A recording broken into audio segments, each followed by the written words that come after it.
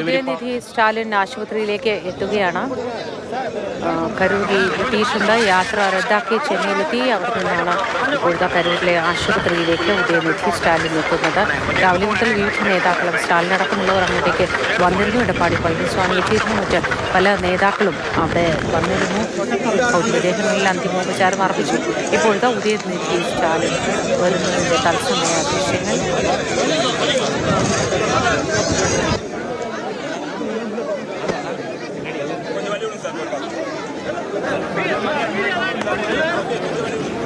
Gokul V S വിവരങ്ങളുമായി തുടരുന്നുണ്ട്. ഗോകുൽ, വിവിധ നേതാക്കൾക്കൊപ്പം ഇതാ വീണ്ടും ഒരാൾ കൂടി എത്തുന്നു. ഉദയനിധി സ്റ്റാലിൻ യാത്ര റദ്ദാക്കി ആശുപത്രിയിലേക്ക് എത്തുകയാണ്. മാധ്യമങ്ങളോട് സംസാരിക്കുമോ എന്നറിയില്ല അല്ലേ?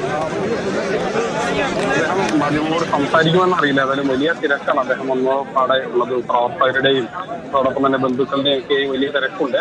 ഉദയനിധി സ്റ്റാലിൻ ഇന്ന് അല്പസമയം മുൻപാണ് ഇവിടേക്ക് എത്തിയതും ഈ ആശുപത്രിയിലേക്ക് കരൂർ മെഡിക്കൽ കോളേജിലേക്ക് എത്തിയതുമൊക്കെ.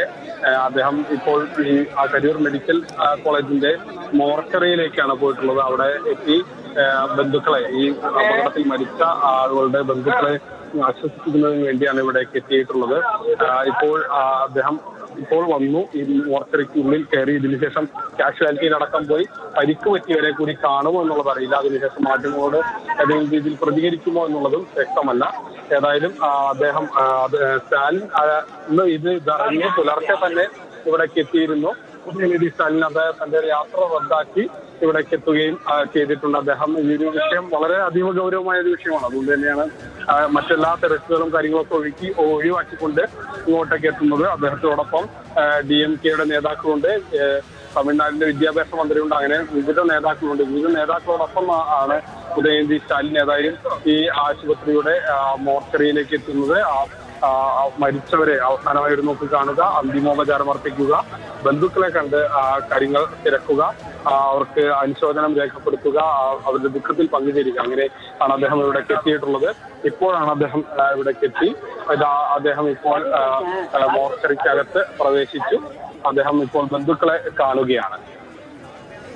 ഉദയനിധി സ്റ്റാലിൻ അവിടെ എത്തി ബന്ധുക്കളോട് സംസാരിക്കുകയാണ്, ആശ്വാസം ഏകുകയാണ്.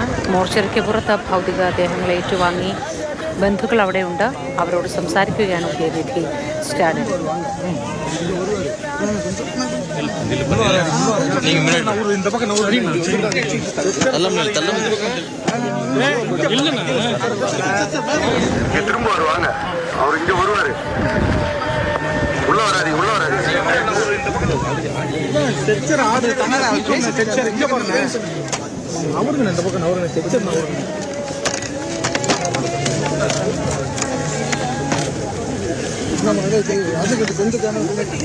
സ്റ്റാലിനും എടപ്പാടി പളനിസ്വാമിയും അടക്കം നിരവധി പേർ ആശുപത്രിയിലേക്ക് എത്തുകയും അന്തിമോപചാരം അർപ്പിക്കുകയും പരിക്കേറ്റവരെ ആശ്വസിപ്പിക്കുകയും ബന്ധുക്കളോട് സംസാരിക്കുകയും ഒക്കെ ചെയ്തു. ഒടുവിൽ ഉദയനിധി സ്റ്റാലിനും കരൂരിലേക്ക് എത്തി ബന്ധുക്കളോട് സംസാരിക്കുകയാണ്.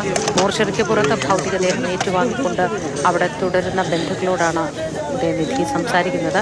കരൂർ സർക്കാർ ആശുപത്രിയിലാണ് ഇത്. തത്സമയ ദൃശ്യങ്ങളാണ് പ്രേക്ഷകർ കാണുന്നത്.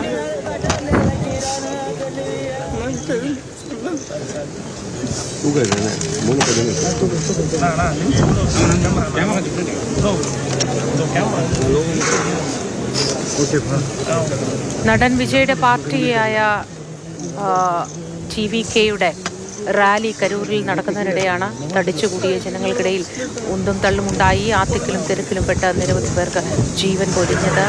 29 പേരുടെ ജീവനാണ് പൊലിഞ്ഞത്. നിരവധി പേർ ആശുപത്രിയിലാണ്. 51 പേർ ആശുപത്രിയിൽ ചികിത്സയിലാണ്. അതിൽ 17 പേരുടെ നില അതീവ ഗുരുതരമായി തുടരുന്നുവെന്നാണ് മനസ്സിലാക്കാനും കഴിയുന്നത്. അവർക്കൊക്കെ ചികിത്സ നൽകി വരികയാണ്. ഭൗതികദേഹങ്ങൾ ഒന്നൊന്നായി പോസ്റ്റ്മോർട്ടം ചെയ്ത് ബന്ധുക്കൾക്ക് വിട്ടുകൊടുത്തുകൊണ്ടിരിക്കുകയുമാണ്.